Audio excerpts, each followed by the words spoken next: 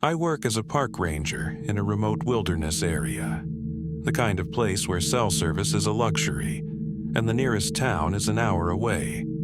My job mostly consists of routine patrols and handling the occasional lost hiker. But last week, something happened that I can't explain, and I haven't been able to sleep since. It started on a cold, moonless night. I was making my rounds near the southern edge of the park, where the trails are dense and rarely used. As I walked, I heard it. A whistle.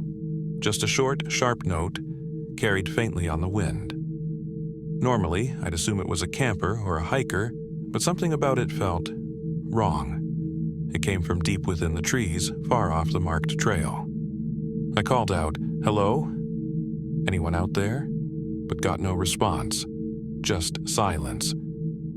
I should have let it go, but protocol requires us to check on any possible visitors, so I headed toward the sound. The deeper I went, the quieter the forest became. Even the usual rustle of leaves and chirping of crickets had vanished, replaced by an oppressive stillness. Then I heard the whistle again. This time it was closer, almost directly ahead of me. The hair on the back of my neck stood up.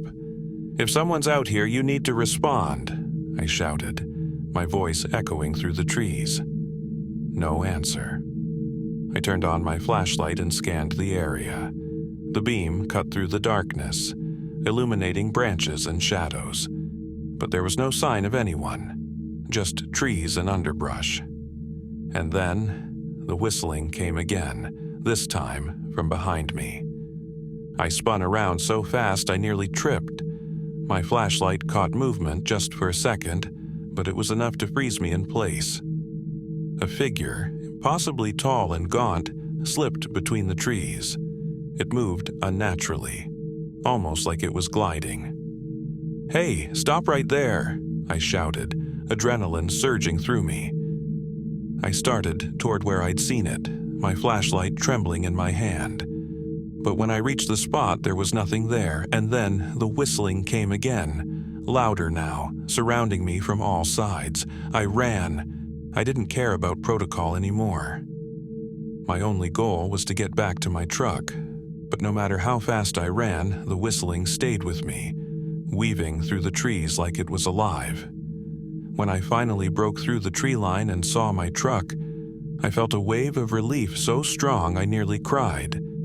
I dove inside, locked the doors, and started the engine.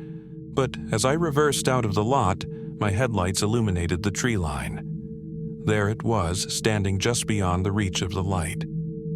It was taller than I remembered, its limbs too long, its head cocked at an unnatural angle. And as I stared, frozen in fear, it raised a hand and waved. The whistle pierced the air one last time as I sped away. I haven't been back to that part of the park since.